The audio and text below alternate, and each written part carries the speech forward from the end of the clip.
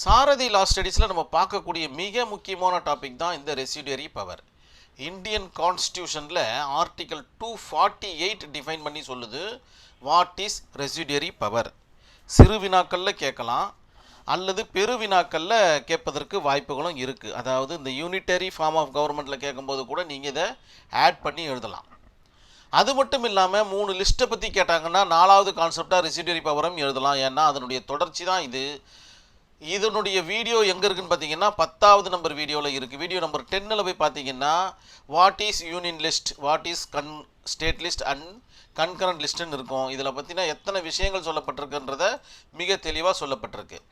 இந்த residuary power அப்படின்னா என்னென்னா, யூனியன் லிஸ்ட்டில் 97 விஷயங்கள் சொல்லப்பட்டிருக்கு, ஸ்டேட் லிஸ்ட்டில் 66 விஷயங்கள் சொல்லப்பட்டிருக்கு.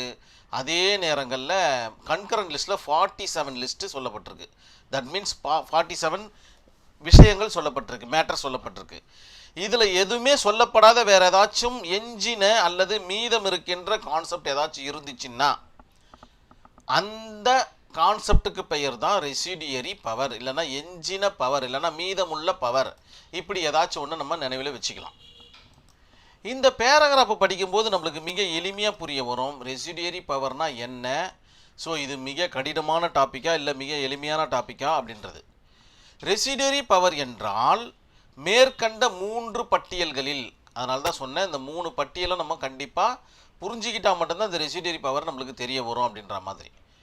மேற்கண்ட 3 பட்டியல்களில் குறிப்பிடாத விஷயங்கள், இதில் எதுவுமே குறிப்பிடலை, இந்த நம்பர்ஸில் எதுவுமே இல்லை அப்படின்ற பட்சத்தில் விஷயங்கள் மீது சட்டம் இயற்றும் அதிகாரம் யாருக்கு இருக்குது அப்படின்னு கேட்டிங்கன்னா மத்திய அரசாங்கத்திற்கு மட்டும்தான் இருக்குதுன்னு சொல்கிறது தான் இந்த கான்செப்ட்.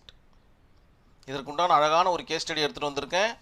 இப்போ உங்களுக்கு ரெசிடியரி பவர்னால் என்னென்னு தெரியும். ஒரு எஞ்சின பவர் இருக்குன்னா அந்த பவரை கையாளக்கூடிய தன்மை யாருக்கு இருக்குன்னா சென்ட்ரல் கவர்மெண்ட்டுக்கு மட்டும்தான் இருக்குது, ஸ்டேட் கவர்மெண்ட்டுக்கு இல்லை. அதனால் இந்த கான்செப்ட் எல்லாமே எங்கே போகுது அப்படின்னு பார்த்தீங்கன்னா ஆட்டோமேட்டிக்காக யூனியன் லிஸ்ட்டுக்கிட்ட ஓடி போய்ட்டு அமர்ந்து கொள்கிறது. சரிங்களா, ரைட்டு. இப்போ உங்களுக்கு ரெசிடியரி பவர்னால் என்ன தெரியும். ஆர்டிகல் 248 டிஃபைன் பண்ணி சொல்லுதுன்னு சொல்லிட்டீங்கன்னாவே உங்களுக்கு ஒரு மதிப்பெண்கள் வந்துடும். அதுக்கப்புறம் இந்த லிஸ்ட்டை 3 லிஸ்ட்டை சொல்கிறீங்க, அதுக்கப்புறம் இந்த பேராவை கரெக்டாக எழுதிட்டீங்கன்னாவே உங்களுக்கு முழு மதிப்பெண் கிடச்சிரும். ஒரு சின்னதாக ஒரு எக்ஸாம்பிள் பாருங்களேன். எக்ஸாம்பிள்ஸ் என்னன்னு பார்த்தீங்கன்னா, இன்டர்நெட்டு பார்த்தீங்கன்னா இந்தியன் கான்ஸ்டியூஷன் உருவாக்கப்பட்ட காலத்தில் நம்ம நாட்டில் கிடையாது. அதனால் அதுலேருந்து வரக்கூடிய விஷயங்கள் எல்லாமே பார்த்திங்கன்னா யாருக்கிட்ட போகும்னா இது ரெசிடியரி பவராக பார்க்கப்படுகிறது.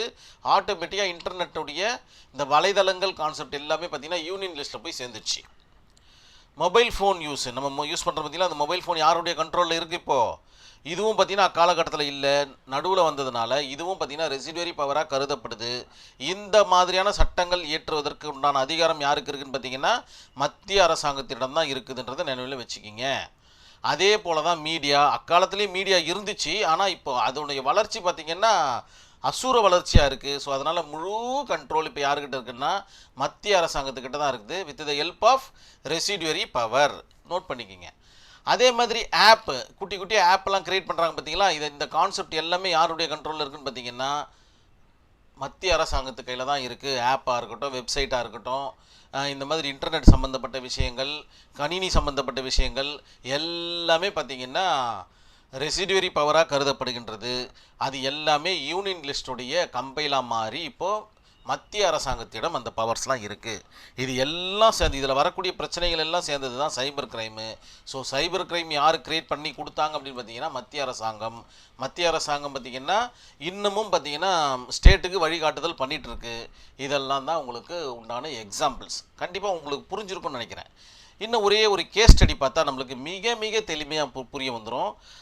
Union of India versus HS Dhillon in 1972 நடந்த வழக்கு என்ன அப்படின்னு பார்த்தீங்கன்னா ரெசிடியரி பவர்னால் என்ன அப்படின்ற விஷயத்த இந்த வழக்கு சுட்டி காமிக்குது.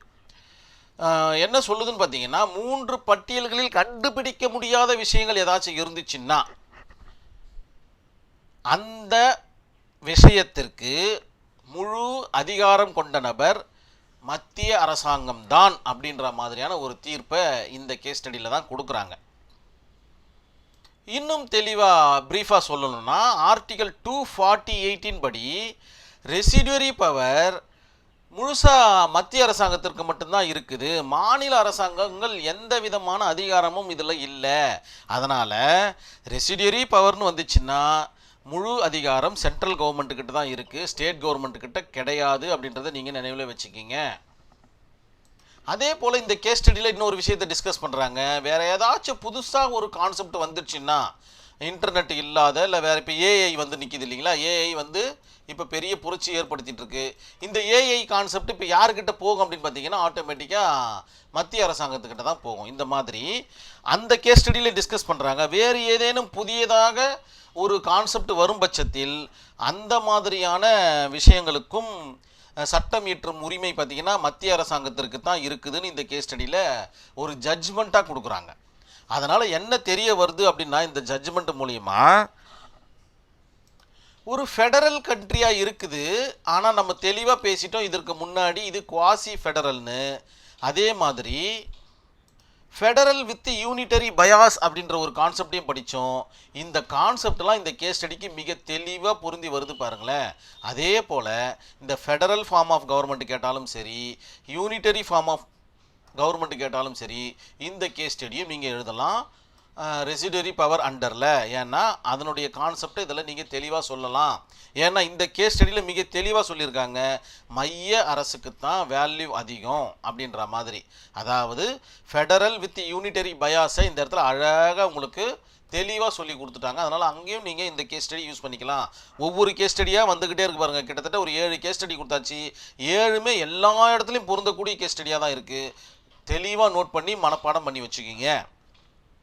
இதற்கு மேலே இந்த ரெசிடியூரி பவரில் சொல்ல வேண்டிய விஷயங்கள் வேறு எதுவுமே கிடையாது. இதுக்கப்புறம் நீங்கள் கண்டிப்பாக புரிஞ்சுப்பீங்க, எனக்கு நல்லா தெரியும்.